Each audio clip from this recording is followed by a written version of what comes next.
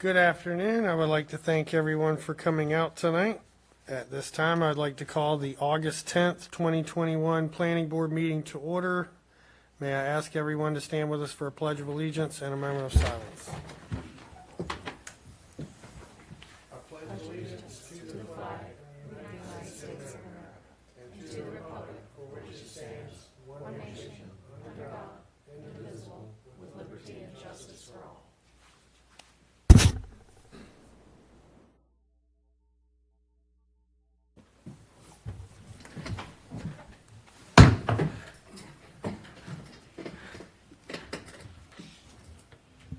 Do any members have any conflicts of interest or disqualifications with any items on the agenda tonight? All right, hearing none, we have 5 people. And are there any changes to tonight's agenda? All right, hearing none, I'll entertain a motion for approval of the agenda as presented. So moved. Seconded. We have a motion and a second. All in favor? Aye. Aye. Opposed? Agenda is approved. Are there any changes to the July 13th, 2021 meeting minutes? All right, hearing none, I'll entertain a motion for approval of the minutes. So moved. We have a second. Second. All in favor? Aye. Aye. Opposed? All right. Minutes are approved. We have one item of old business.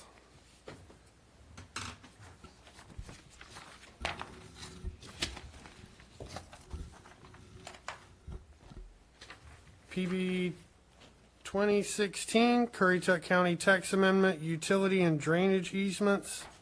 Request to amend the Unified Development Ordinance, Section 7.3.4 to clarify that maintenance, access, drainage easements must be dedicated to the county and reduce the required easement width from 50 feet to 25 feet along major waterway conveyance systems. Thank you. Thank you, Mr. Right. Chairman. So the request before you this evening is a staff-initiated text amendment to change Chapter 7, Environmental Protection of the ordinance. The specific section is the Stormwater Management section. This request was heard by the Planning Board earlier this year with some additional language that staff proposed regarding prohibiting septic and drainage septic systems and other encroachments and drainage and utility easements. After that Planning Board meeting, the Board of Commissioners requested a work session with staff, and this text amendment was one of several stormwater type topics that was discussed at that work session. And in that work session, the board directed staff to remove the prohibition of the septic systems and utility and drainage easements from the text amendment. And the board, with input from the county engineer, directed staff to reduce the easement width along major drainage features from 50 feet to 25 feet. In your packet, you can see the revised language begins on packet page 9. If you want to look at that prior language, that's on page 13 of the packet. You can click to that next screen, Donna, thanks. Again, we looked at this real briefly in the work session. This is an example of the drainage features that may require those maintenance access drainage easements, specifically the major drainage features shown on this aerial photography. Next slide just shows an example of how the drainage easement is depicted on the plats for staff, so we can determine that the 25-foot or the required easement width is shown on the plat provided per the ordinance. Any questions on this text amendment? No? Okay. Next slide, Donna. So again, you see these frequently. These are the text amendment review standards that the board can consider in determining whether to approve or deny a text amendment. And next slide. Staff does recommend approval of the text amendment. because it's consistent with the land use plan policy, water quality policy 6, that the county supports the retention or preservation of vegetative buffers along the edge of drainage ways as an effective low-cost means of protecting water quality, and water quality policy 8, that the county supports development and maintenance of a countywide comprehensive drainage and flood management plan. And the request is reasonable and in the public interest because it clarifies that required maintenance access drainage easements shall be dedicated to the county to ensure access to maintain that drainage infrastructure. And staff does recommend approval of the amendment. All right, does anybody have any questions for staff? All right, we'll open the floor for public comment. You guys got any drainage comments? All right, good.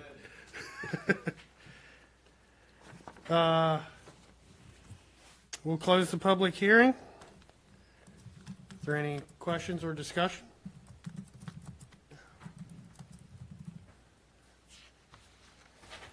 Hearing none, I'll open the floor for a motion.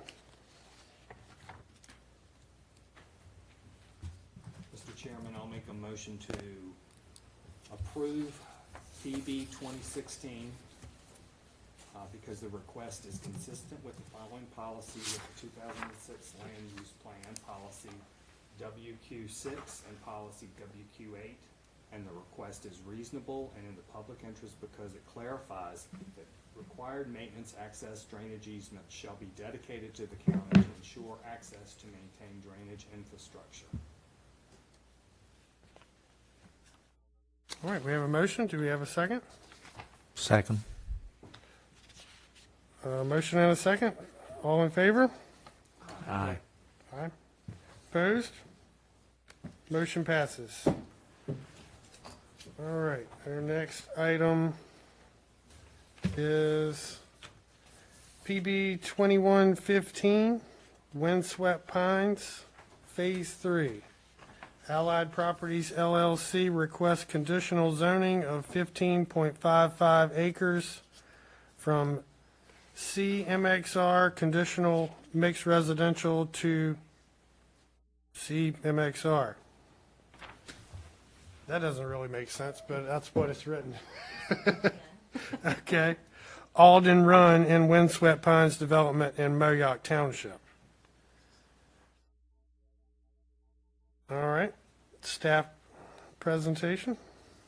Thank you, Mr. Chairman. I know that going from the one zoning district to the exact same zoning district is what's happening here. So conditional zoning really is when the applicant proposes a plan along with conditions, and in this case, they're different from what was previously included on their approval. So that's the reason for the same zoning district. Okay. These are the undeveloped sections of Windswept Pines Phase 3 and Phase 4.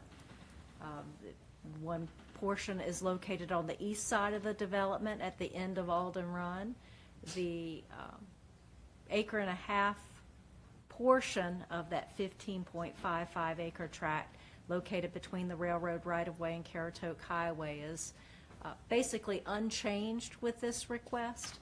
It is identified for commercial use, neighborhood serving commercial use, which is allowed in the MXR zoning designation. As you mentioned, this is a 15.55 acre tract. It is owned by Allied Properties LLC. They are both the applicant and the owner in this request. It was labeled as future development on prior plans. This has been before the board 3 times, 2 of which were approved, one of which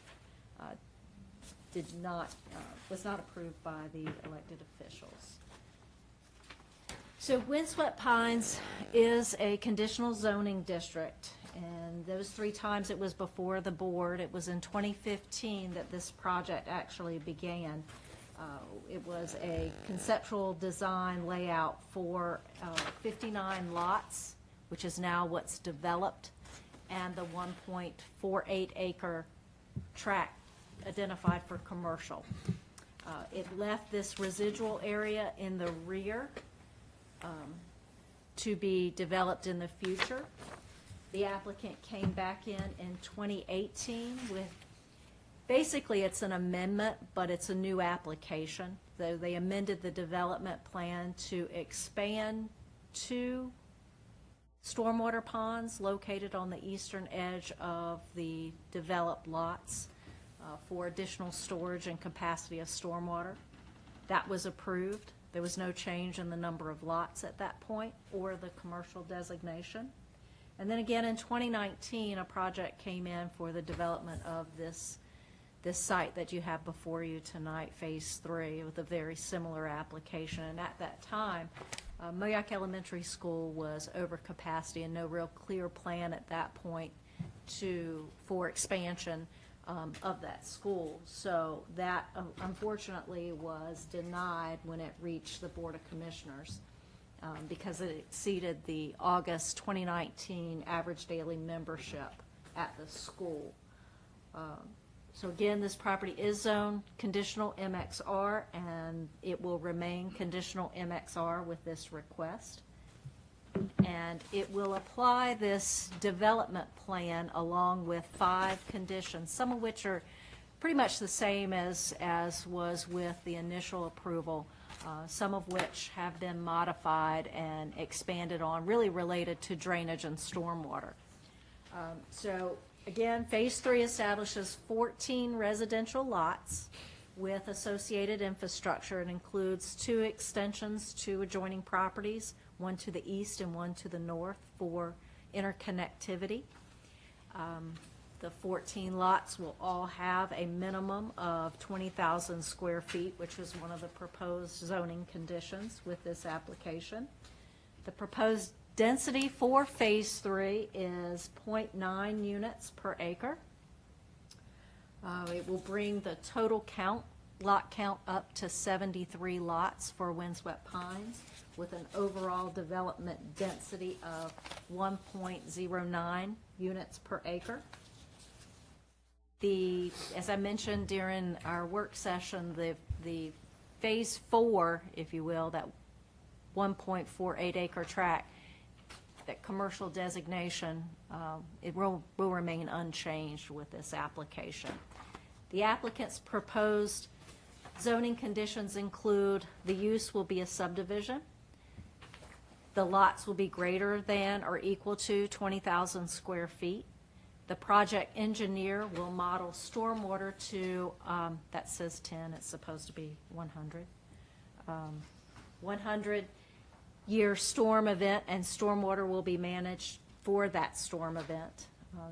10 is what the minimum is, and they're going to take it up to a 100-year storm. The applicant will work with Soil and Conservation Development to explore improving the drainage outlet to the east. And as I mentioned during the work session, they've identified 2 options for doing that.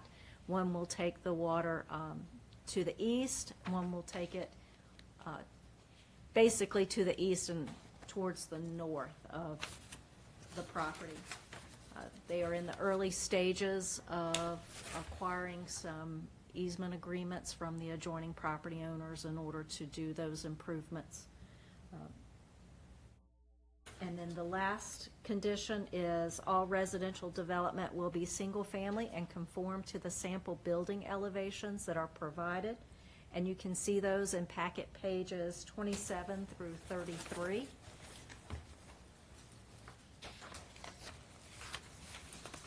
There are some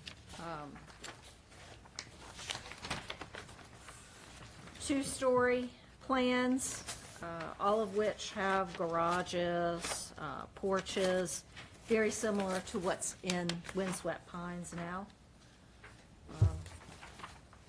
Story and a half, with finished room over the garage.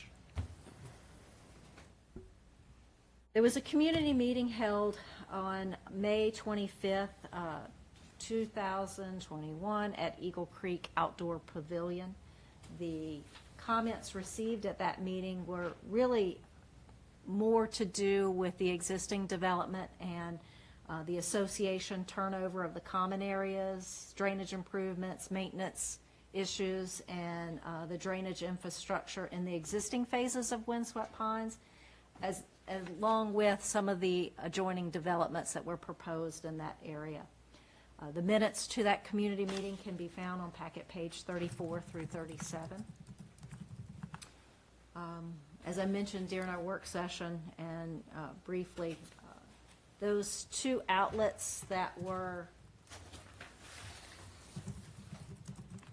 discussed with soil and stormwater involves improvements along the ditch, I guess that would be the southern boundary ditch of this phase, and then taking it out to the east. And then another one included some improvements on the north and taking it out on the north side.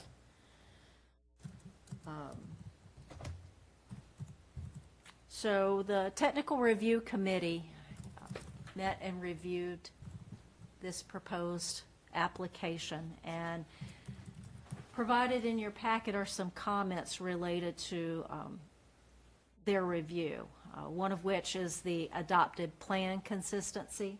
So the land use plan, the 2006 land use plan, and the Moyock Small Area Plan identify these two properties different. And so we'll go over that in just a minute as to, and we'll speak to it when we get to the slides on that. On-street parking is another concern with these smaller lots in Moyock. Placement of the homes in proximity to the street right-of-way. There's on-street parking that's occurring. The ordinance does not allow for, County Unified Development Ordinance does not allow for on-street parking in this development. It's all off-street, and so that is a concern.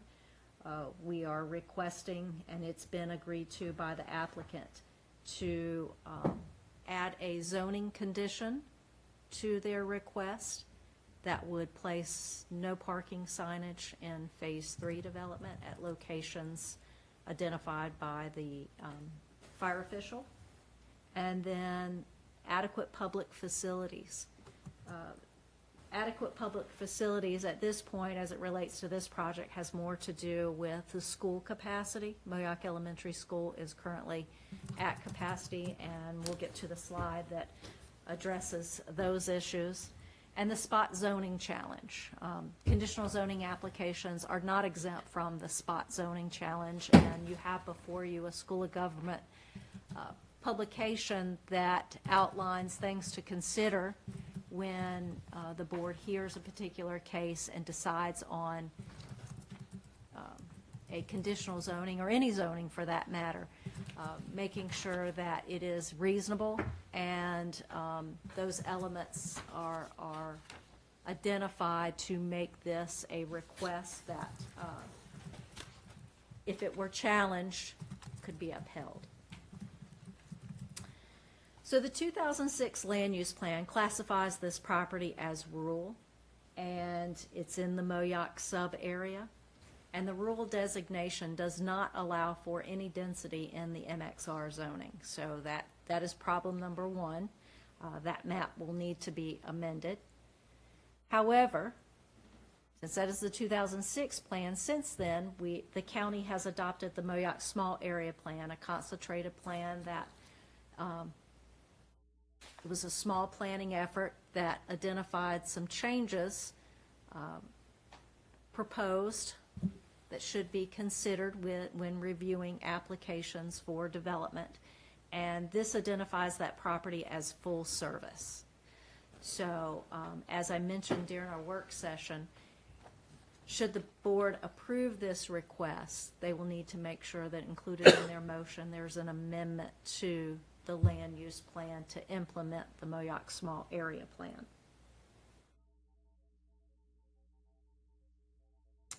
There are also two relevant policies pertinent to this request. One is policy HM1, where the county shall encourage development to occur at densities appropriate for the location. And The other is the Small Area Plan, the policy FLU1, to promote compatibility between new development and existing development to avoid adverse impacts to the existing community. And with their development plan, I'll go back to that for a moment, they are proposing a buffer completely around the proposed lots.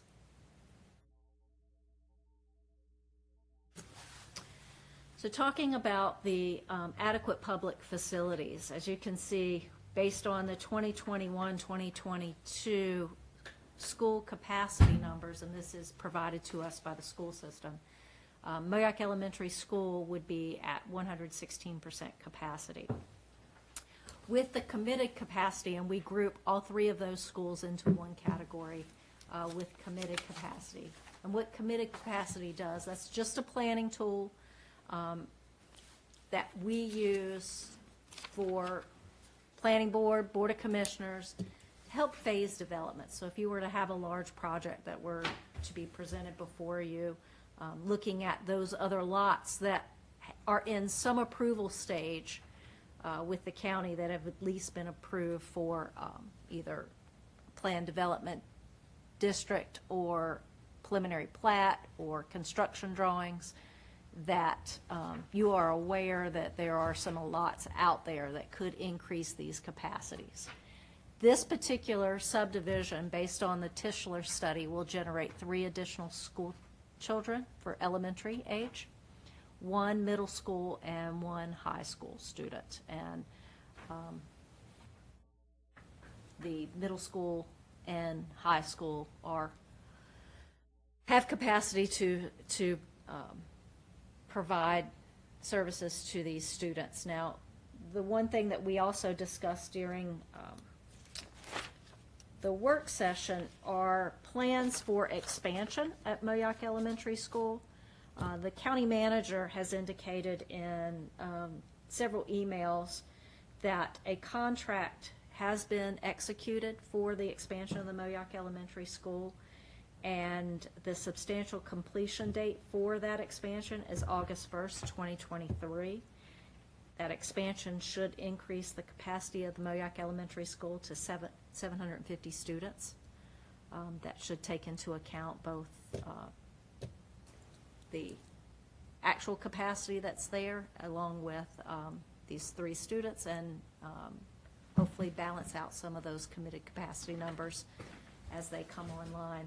And as I said, that's an element that you use, or a tool that you use should you have a large project that you might need to phase that development or address when a particular final plat could be recorded, how many lots can be recorded at any given time, so that you can help manage the impacts to your facilities and control the number of students that are going into these schools.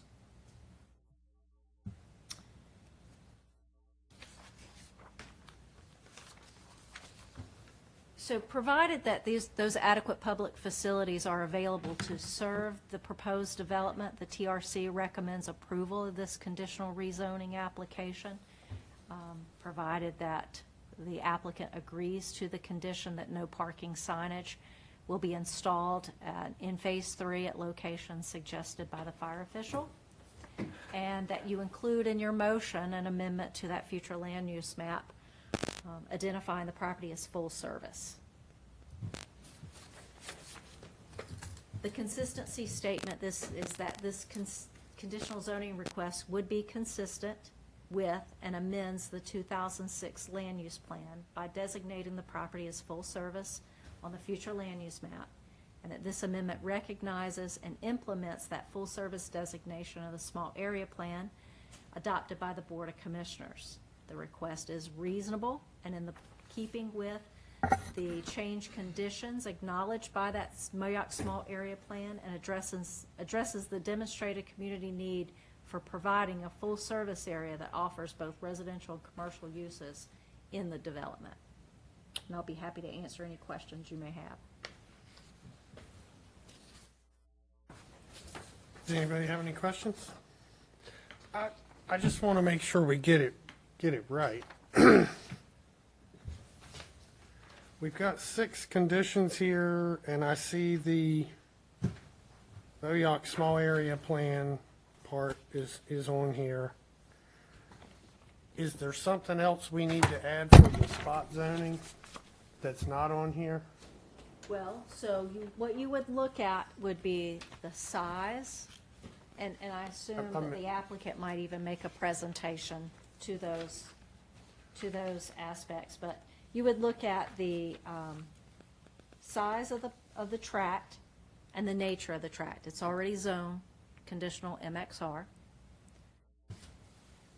It will be consistent with the existing development in Windswept Pines, the size of the lots. It's not creating any issues that would set them apart and treat them different than the lots that are adjacent to it. And those are I really wasn't concerned that it was spot zoning. yeah, I don't know that you really need to include any of that Okay, I in your thought motion. you said we needed to include something in the motion, but I didn't see it on here, so I just wanted to make sure if there was something we needed You to might add. need to, should you feel like that needs to be addressed, and if the applicant provides you with some additional Okay, information, you might want to add something to that motion. I don't see it being a major issue. nothing Should you're it be- recommending right now that we No, add to it? not at this time. It was just asked by the county attorney that we make you aware that conditional zoning applications are not exempt from that spot zoning challenge, given the fact that, like I said, this isn't It's, currently Zone C MXR, and it is extending the development that was planned for that particular area. I don't know that there are any additional right. conditions or items that you would want to include in your motion. I think Okay. what's in there by So we're good implementing with the what's on small the sheet. area plan should be sufficient to cover that. Perfect. Okay, I just didn't want to make sure we weren't leaving something important off when we got to that. All right, thank you.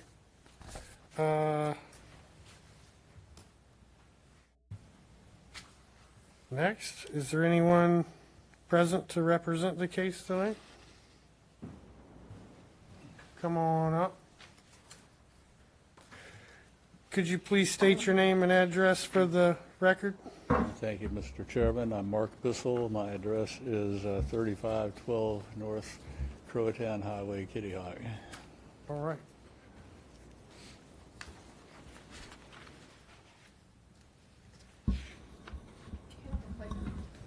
Yeah, I was looking for, do you know where it is? Okay. You can point at us if you want Yeah. to. Next slide, This is pretty please. entertaining watching him use it. Yeah, might distract from the You can't figure out presentation. what screen it is. He walks around the back and everything's great.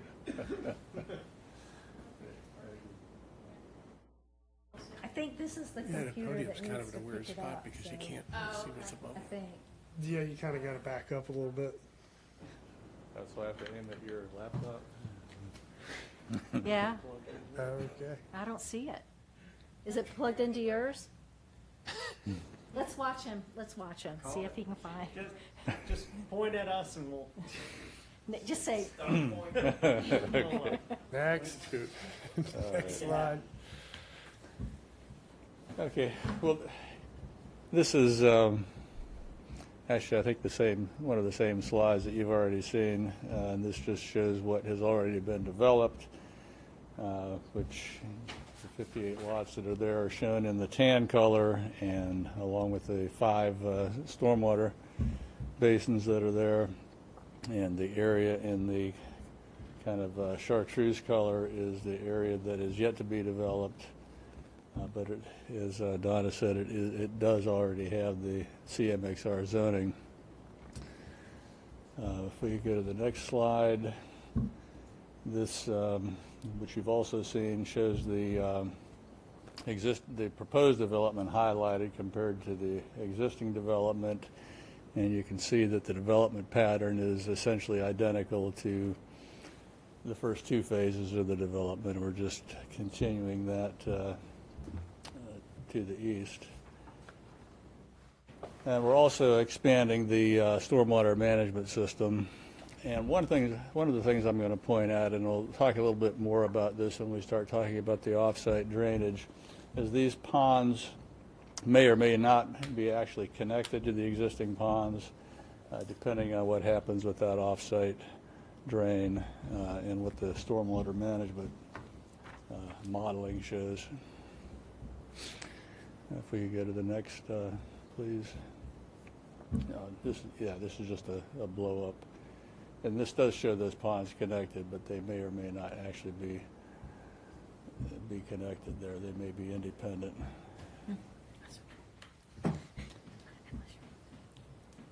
And I just wanted to kind of run quickly through and I know these are in your packet, and I just wanted to quickly show you these houses are essentially the same kinds of houses, and in a lot of cases the identical houses that have been constructed in the first two phases. So it's compatible development with what's already there, and they're attractive houses. This is shows the off-site drainage that we're exploring, that Dylan Lloyd and I have been talking about, and I see Dylan has arrived, so he can weigh in if I say anything that he disagrees with. But he has actually talked with, I believe, all of the people along the southern property line of between Windswept Pines and the existing development to the south, and gotten verbal agreements that would allow the right of entry to improve this drainage ditch going to the east. And I think he's talked with some of the property owners between Windswept Pines and the outlet. And we actually talked yesterday discussing what might be the best route that would be least disruptive to those property owners to the east, which may actually be to take that down the northern property line of Windswept Pines and then out an existing drainage ditch. So that's what's shown in that red arrow. It would avoid running a ditch kind of across the middle of that field in the middle part of the drawing there. I don't have a pointer to point this out. Here. But there we go. Yeah, so a little bit to the right there. See, there appears to be kind of a remnant of a ditch that runs through there, but I don't know if that would be disruptive to that farm or not to continue that ditch that runs down the south property line of Windswept straight across.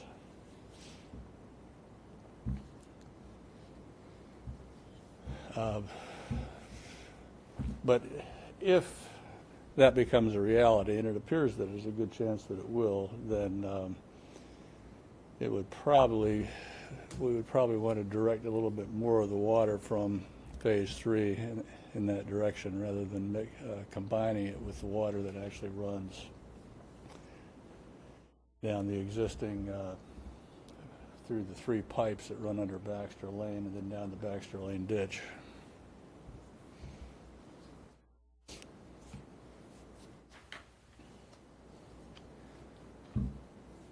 We could go to the next slide. I'm not going to repeat the zoning conditions. You've already seen these conditions on an earlier slide, other than we added that 6th condition about installing no parking signs.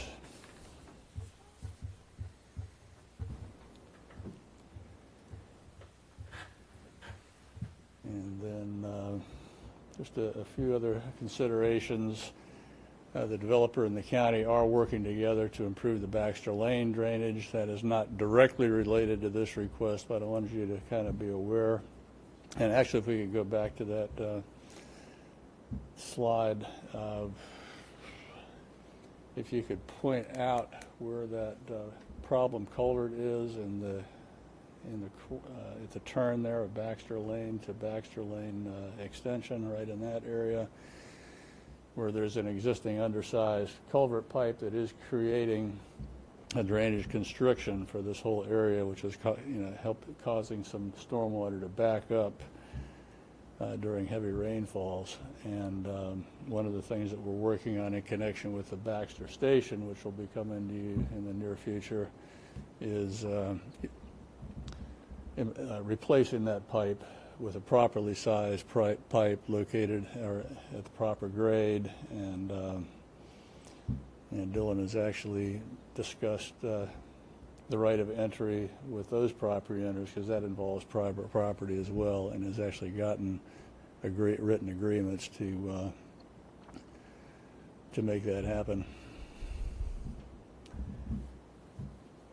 And so this developer, in connection with the other development, will be committing to actually fund that replacement.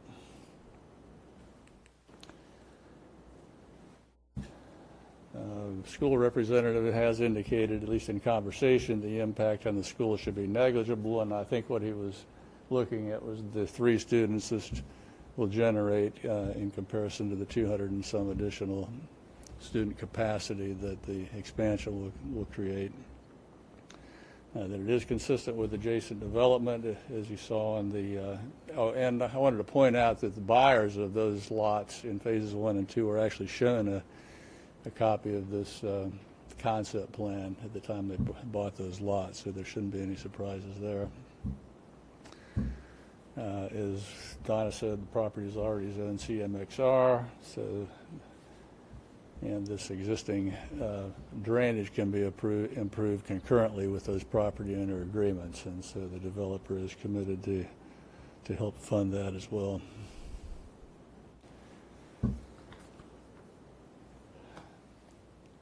So the last slide I've got, this just shows you what this will look like at build out. Basically just finishing the development. We talked about, there was some discussion about spot zoning. We did provide a response to that issue. I don't know if that made it into your packets.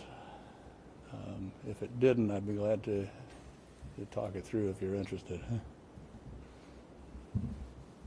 We have some stuff, but I don't know, does anybody have any questions about that? No? I think we're good. Okay. All right, does anybody have any other questions for Mr. Bissell? Are you done, or you? That's Got it? I'm done. Okay. Do you have any questions? Anybody? No, I think we're good. Okay, thank you. All right, thank you. All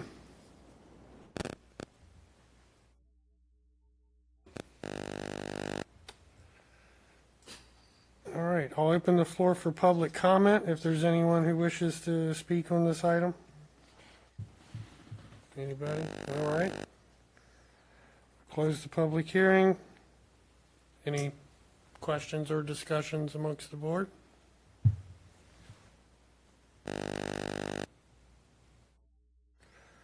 All right, hearing none, I'll open the floor for a motion. I move to approve PB 21-15 because the request is consistent with and amends the 2006 land use plan by designating this property as full service on the future land use map, because the amendment recognizes and implements the full service designation of the Moyock Small Area Plan adopted by the Board of Commissioners. The proposed gross density allocation of Phase 3 is 0.90 dwelling units per acre, as in keeping with the full services designation of the Moyock Small Area Plan. The designation identifies areas where there will be significant public investments in infrastructure and can support higher density of development. MSAP policy FLU1 promotes compatibility between new development and existing development to avoid adverse impacts to the existing community. And the request is reasonable and in keeping with changed conditions acknowledged by the Moyock Small Area Plan, and addresses the demonstrated community need of providing a full service area plan that offers both residential and commercial uses in the development. Conditions of approval: 1, use subdivision. 2, all lots to be greater than or equal to 20,000 square feet. 3, the project engineer will model stormwater to a 100-year storm event, and stormwater will be managed from that 100-year storm. 4, the applicant will work with Soil and Water Conservation Department to explore improving the drainage outlet to the east of the development. All residential development will be single-family and will conform to sample building elevations provided. No parking signage will be installed in Phase 3 at locations suggested by the fire office. All right, we have a motion. Do we have a second? Second. We have a motion and a second. All in favor? Aye. Aye. Opposed? Hearing none, motion passes. All right, well, that's all we got for tonight. So does anybody have any announcements of anything? That was it, right? A lot of silence there. I could fill you in on a couple things, just so you Okay. know where we're going. The text amendment you considered on family subdivisions, that's going back to the Board of Commissioners August 16th for another round of that. The text amendment for campgrounds, that will be in front of the board on September 7th. They had a work session, they worked through a lot of the points. Right now, the sticking point is the alternative camping units, modular homes. So they'll be talking through that on September 7th. Just to keep you updated on where those are. Is there another work session on that, or Yes. just the, Yeah, it'll be a work session prior to September 7th. We'll get out to them beforehand and make public everything they've come into agreement so far. And if you would like to see a copy of that, please reach out to me. I can send that out to you. Because they've gotten an agreement on most things. A few of the key ones, they did increase the size to 50 acres from what was originally 25. That was a big difference that came out of the last work session. is this like a minimum? Minimum size of 50 acres, yes. So 50 acres, 500 campsites for a new campsite. All right. Well, thank you. Anybody else have anything? No? All right, well, I'll open the floor for a motion to adjourn. So move. Second? Second. All in favor? Aye. Meeting is adjourned.